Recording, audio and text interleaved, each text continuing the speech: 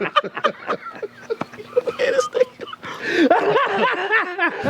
it's just basketball. At the end of the day, it's just basketball.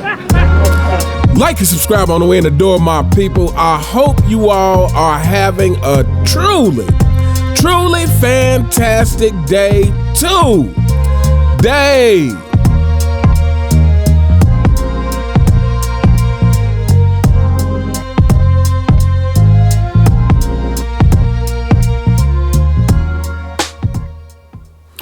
Welcome back, my people. The GOAT is back on NBC, LeBron James fanboys. It is over for you guys. So without further ado, let's check out this clip and we will be right back. It's amazing. You never really know when you're in the prime of your career how much time you really do not have for family. That's what I have time to do now. I mean, the most valuable asset I have is time. Right. So that's probably why you don't see enough of me, because that time I'm trying to spend with family members and things that I've been missing out on for such a long time. Do you ever pick up a ball and just shoot? I haven't picked up a ball in years. No, come on. Just like walk past. There's got to be a hoop somewhere at your place. You don't see a hoop anywhere around here, right? I don't. Wait, seriously, the last time you picked up a basketball and shot it? I was at the Ryder Cup. Yeah. And I rented a house from the owner. Sure. He came over to do pictures. He had grandkids. And I was meet and greet and thank him for allowing me to stay in the house. And he had a basketball court. He says, I want you to shoot one free throw. I said, really? Now, I already paid for the house. It's not like they got to see me. So when I stepped up to shoot the free throw, it's the most nervous I've been in years. Stop it. In years. Stop it. Come on. And reason being is those kids heard the stories from the parents about what I did 30 years ago. Right. So their expectation is 30 years prior, and I haven't touched the basketball. I hope you swished it. Absolutely. I got the most gratifying that made my whole week is that I was able to please that kid, not knowing if I could. So you let us bring a camera or two to your place here to talk to you about basketball. Why do you want to share what you're thinking about basketball now? It's pay it forward. I have an obligation to the game of basketball, not financially. I'm okay. I mean, I think more or less from as a basketball player is to be able to pass on messages of success and dedication to the game of basketball. Still love it? Love it like you wouldn't believe. I mean, in all honesty, I wish I could take a magic pill, put on shorts and go out and play the game of basketball today. Because that's who I am. That's that type of competition, that type of competitiveness is what I live for, and I miss it.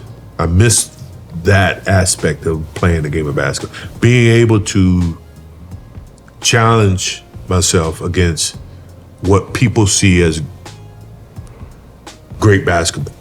But it's better for me to be sitting here talking to you as opposed to popping my Achilles and I'm in a wheelchair for a while.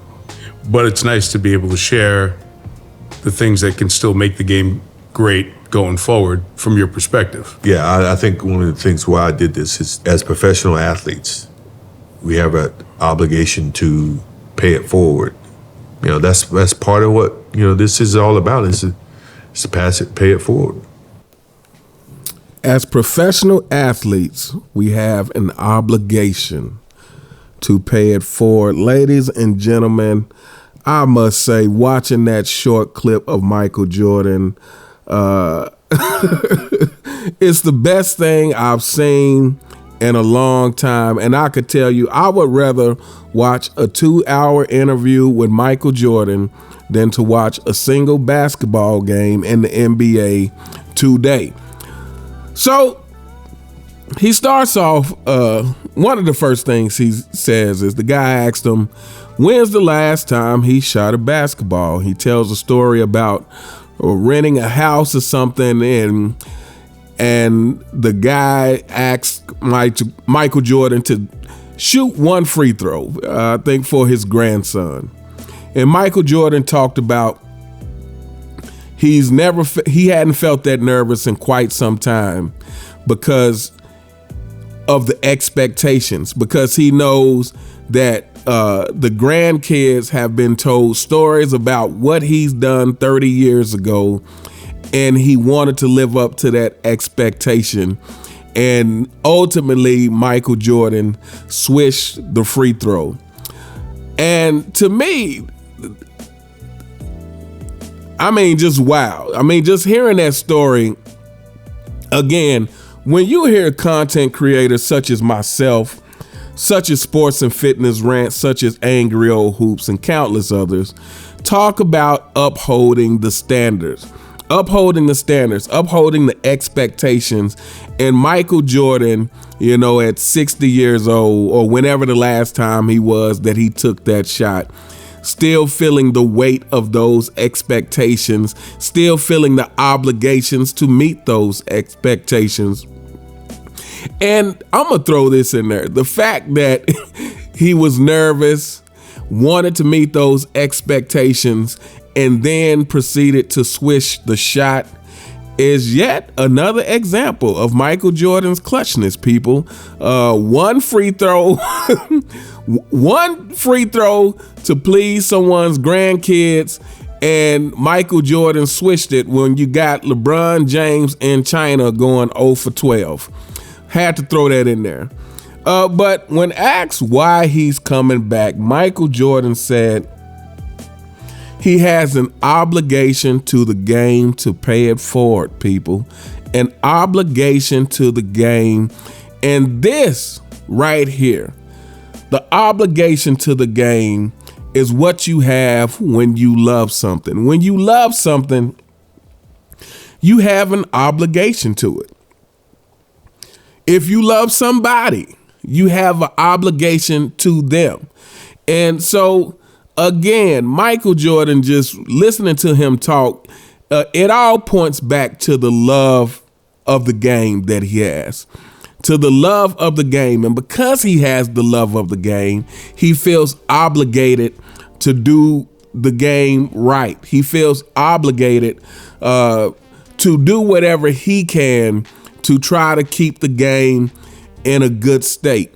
And so, like I said, just watching this short 3-minute clip, it made me realize, number one, just the stark difference between a real GOAT and a fake GOAT. Listening to Michael Jordan talk, just the sincerity, the honesty, the realness that you get when Michael Jordan is speaking.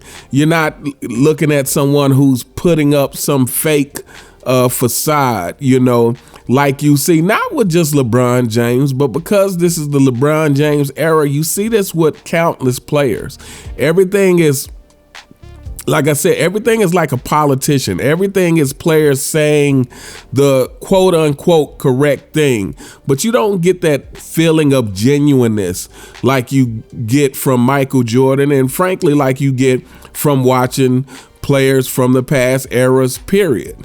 You know, but at any rate, I am very much looking forward to these segments with the GOAT.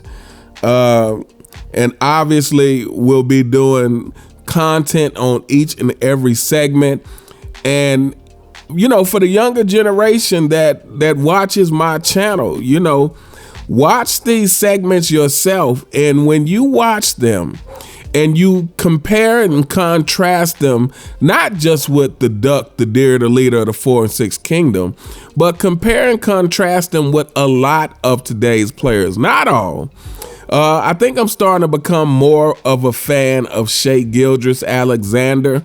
I was watching the starting 5 thing, and he comes off pretty genuine to me. But if you watch, again, these clips with Michael Jordan and compare and contrast them with the duck, the deer, the leader of the 4 and 6 kingdom, pay attention to just the demeanor. Pay attention. Like I said, when you're watching Michael Jordan, you're getting that honesty. You're getting that genuineness. You're getting that sincerity. You're getting someone who can be themselves because they are comfortable with themselves, because they are comfortable whether you think they're the GOAT or you don't think they're the GOAT. With LeBron James, it's all an act. It's all an act to try to make himself seem larger than life. And in trying to do that, the only people who he can fool are the people who are fake and who buy into that facade. But people who are real, shout out to Sports and Fitness Rants, because he was talking about this the other day. I forgot what video exactly, what exactly he was talking about in the video, but he was talking about the saying, real recognize real. And so if you are someone who is genuine yourself, you recognize when it is coming from another person.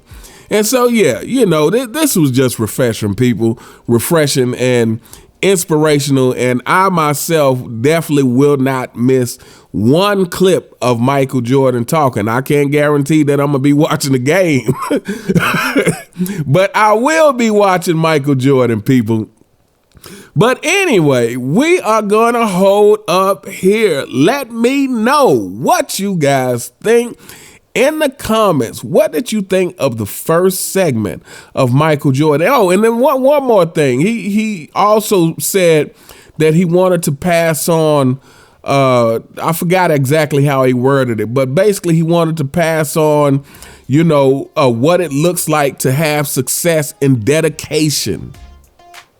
What it looks like to have success and dedication, true dedication to something, because again, everything is relative. So it's like you might think you're dedicated to something until you see somebody who's even more dedicated than you are. And then that lets you know, wow, I thought I was putting in some work, but I got more work to do. And so, while I'm sure there's a lot of players in today's NBA who think they are putting in some work, I assure you, when you compare them to Michael Jordan, when you compare them to Kobe Bryant, they are not putting in near the work. I can guarantee it. But anyway, let me know what you guys think in the comments. What did you think of this first segment of Michael Jordan? Were you excited by it? Were you disappointed by it? Are you looking forward to the more segments in the future? And will this segment actually lead to more people watching basketball, or will people just tune in to watch Michael Jordan and go on about the rest of their night? Let me know what you guys think in the comments. You all have a truly fantastic day, and I'll see you next time. All right.